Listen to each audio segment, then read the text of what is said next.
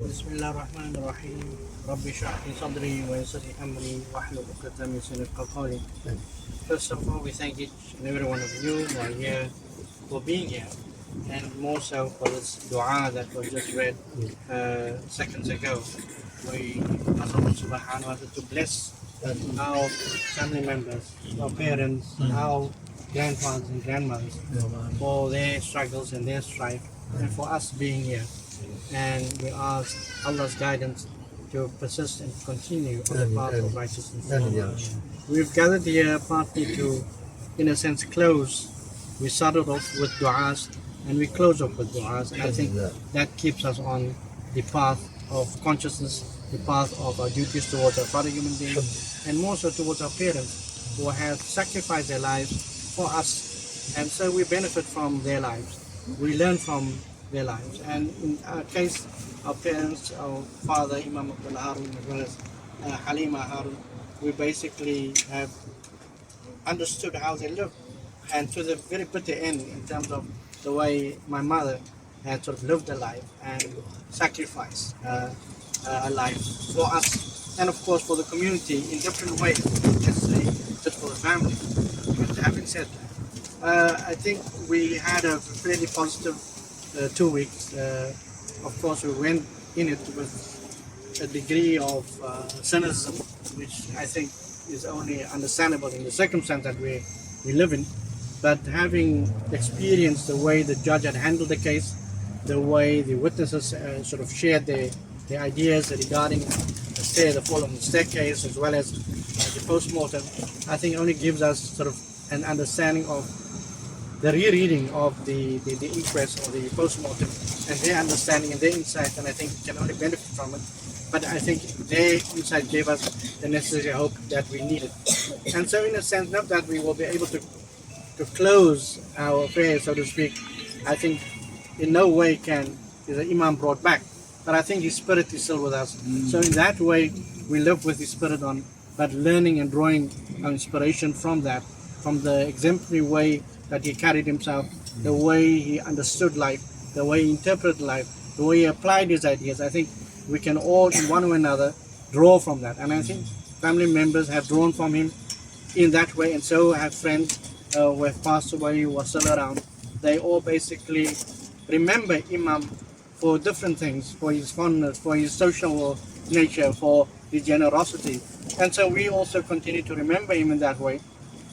But we need to continue with where he had left off, and I think some of us have done so, others might not have, but it's never too late to continue. After all, it is a sort of life that is continuous in spirit and of course otherwise. So we therefore want to also express our thanks to all who have in one way or another been involved in organizing the inquest. We think of Judge Siraj Desai, who was partly instrumental in sort of this. We think of the lawyers led by Howard Vani. We think of sort of even Lieutenant Colonel Peterson, who has been very sort of open and wanting to sort of dig deep in terms of getting whatever truth he could get. Of course, he had in terms of basically sort of getting the information, but despite all of that, I think they did wonders, and I think we can only sort of thank them for their input. We thank family members for their support. Those who couldn't be there for the week, we can understand. I mean, there were some who could not literally and physically be there, but their du'as are for us and with us. And those who have been there, all the friends, we think of Mr. Jawa, we think of Mr. Hussein Emran, we think of, I mean, there are too many names to even sort of think of, but they were all there. Sheikh Irfan, Abram, Maulana Abdul Khalik, Sheikh Ibrahim Gabriel, all of them. And one another, of course, we cannot hold them responsible for their forebears. So in a sense, we thank them for their contribution and their support for us as a family. And of course, the extended families that we have, they might not have been here with us, but their thoughts have been with us. We receive emails and WhatsApp messages. And I think those are all heartening and supportive. Of course, we also specifically thank my sister and husband, Ashur, having come down to be here with us. And I think it's again one of those rare occasions for us to be here together. partly because of our geographical distances. We know our house are always together, but having been here, I think is sort of just added sort of value for us as a family. We thank our brother-in-laws, Hamim, and my wife, Mumtaz, and others who have been all the way with us. And I think it is a difficult period that we have sort of relived in a different way and a different time. But I think all the support that was sort of given, I think, has sort of helped us through. So, like we said earlier on, we might not have full closure, but I think there's some sort of closure.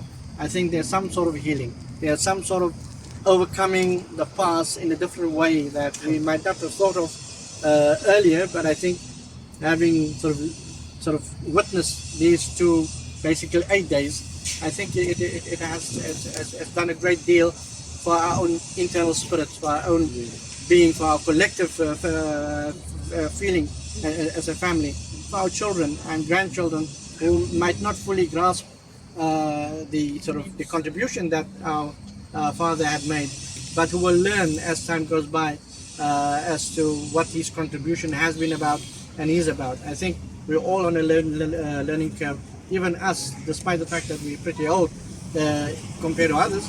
So I think we learn, and I think even the specialists helped us to get a better understanding of maybe the way our father died. Like we always had said, it's not so much how he died, it's how he lived his life. But how he lived his life that led to the way he was killed. And so in a sense we need to appreciate the two and not sort of look at it just through the fact that he was killed in a very terrible way. So we condemn that, we condemn anyone who has been killed in that way. But at the same time we look back as to why he was apprehended the way he was, why he was tortured the way he was, but we think more how he lived his life. And I think that living his life from the tidbits of stories that we have gathered together through our own research and other stories, I think just gives us an idea that this young Imam was active, who was vigilant, who was responsive. I think give us that hope, that ensure that the next generation will look back and always use him as an iconic figure. Of course, we know that we all look at the life of the Prophet ﷺ, and that example we should never ever forget. But alongside that, we look for local examples, and the Imam, along with others like Sheikh Yusuf, from Guru and others, they were our exemplary local models, and so we draw inspiration from them. And so with this, we thank you again for this. Maybe I can ask you to make a dua or whatever. Ashik, please.